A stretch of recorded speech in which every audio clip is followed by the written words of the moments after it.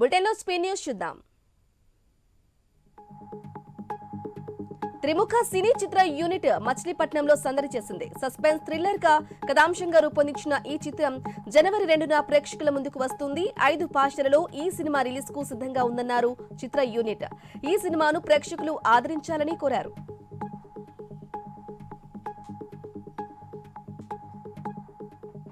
ప్రభుత్వం ఏర్పడి 2 ఏళ్లు పూర్తయిన సందర్భంగా మహబూబాబాద్ జిల్లాలో కాంగ్రెస్ నేతలు సంబరాలు చేసుకున్నారు. 400 కోట్లతో చేపడుతున్న పలు అభివృద్ధి పథకాలపై డాక్యుమెంటరీని ప్రదర్శించారు. ఈ కార్యక్రమంలో ఎమ్మెల్యే మురళీ నాయక్ పాల్గొన్నారు.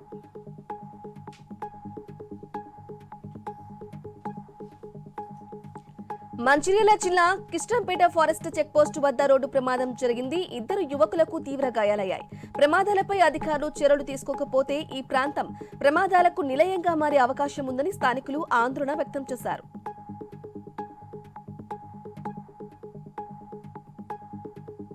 టిప్పర్ ఢీకొని ఓ బాలుడు తీవ్రంగా గాయపడ్డాడు. ఈ ఘటన నెల్లూరు జిల్లా సైదాపురంలో జరిగింది. పులిగిలపాడు సమీపంలో కంకర లోడ్తో వెళ్తున్న టిప్పర్ అతి వేగంతో బాలుడిని ఢీకొట్టినట్లు స్థానికులు తెలిపారు. తీవ్రంగా గాయపడిన బాలుడిని ఆసుపత్రికి తరలించి చికిత్స అందిస్తున్నారు.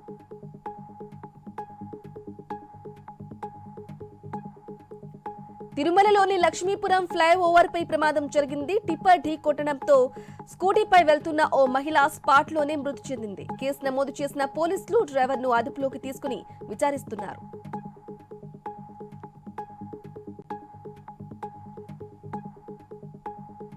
ఆర్యవైశ్యులపై దాడికి పాల్పడిన ఎస్ఐపై చర్యలు తీసుకోవాలని డిమాండ్ చేస్తూ ప్రకాశం జిల్లా పొదిలిలో వ్యాపారస్తులు బంద్ పాటించారు. ఇలాంటి ఘటనలు పునరావృతం కాకుండా చూడాలన్నారు. చిన్న బస్టాండ్ సెంటర్ నుంచి ర్యాలీగా వెళ్లి డిప్యూటీ ఎంఆర్ఓకు వినతి పత్రం అందించారు.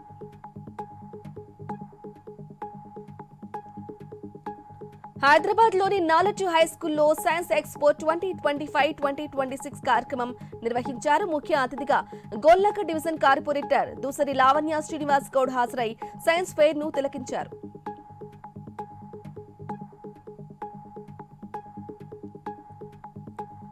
కద్రిలో వెలసిన శ్రీమద్ ఖాద్రి లక్ష్మీ నరసింహ స్వామి వారి ఆలయంలో ముక్కోటి ఏకాదశి ఉత్తర ద్వార దర్శనానికి సర్వం సిద్ధమయ్యాయి. ఏర్పాట్లను ఎమ్మెల్యే కందికుంట వెంకట ప్రసాద్ పరిశీలించారు.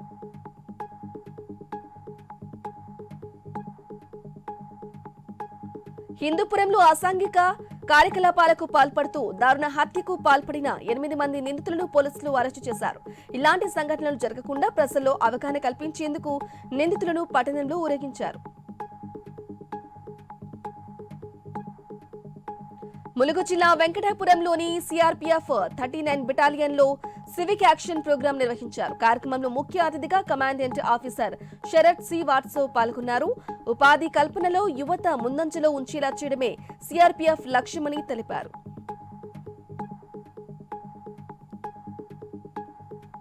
కొత్తగూడానికి చెందిన విద్యార్థిని ఆయుక్త గెల్లా రచించిన ది పర్షియన్ వర్షన్ అనే పుస్తకాన్ని బీజేపీ ట్రెజరీ దేవకి వాసుదేవరావు ఆవిష్కరించారు. 13 ఏళ్ల వయసులోనే ఒక మహానగరానికి సంబంధించిన పుస్తకాన్ని రాసినందుకు చాలా సంతోషంగా ఉందని విద్యార్థిని తెలిపారు.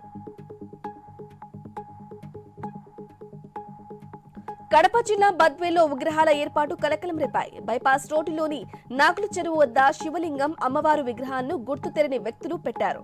విషయం తెలుసుకున్న రెవెన్యూ సిబ్బంది అక్కడకు చేరుకుని విగ్రహాలను స్వాధీనం చేసుకున్నారు.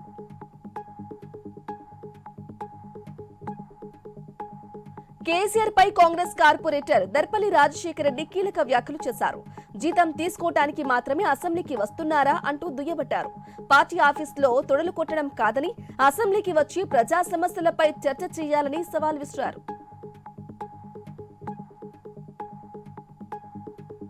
అన్నమయ్య జిల్లాలో ఎర్రచందనం స్మగ్లర్పై పోలీసులు మెరుపు దాడులు చేశారు. వీరపల్లి మండలంలో 2 స్మగ్లర్లను అరెస్టు చేసి 61 లక్షల విలువైన ఎర్రచందనం దుంగలను స్వాధీనం చేసుకున్నారు పోలీసులు. అనకాపల్లి జిల్లా నక్కపల్లి మండలం బోయపాడు సముద్ర తీరానికి ఫిషింగ్ సోనా బోటు కొట్టించింది. ఇక బోటులో మనుషులు ఎవరూ లేకపోవడంతో పోలీస్ రెవెన్యూ అధికారులకు మత్స్యకారులు సమాచారం అందజేశారు. సంఘటనా స్థలానికి చేరుకుని బోటును పరిశీలించారు పోలీసులు.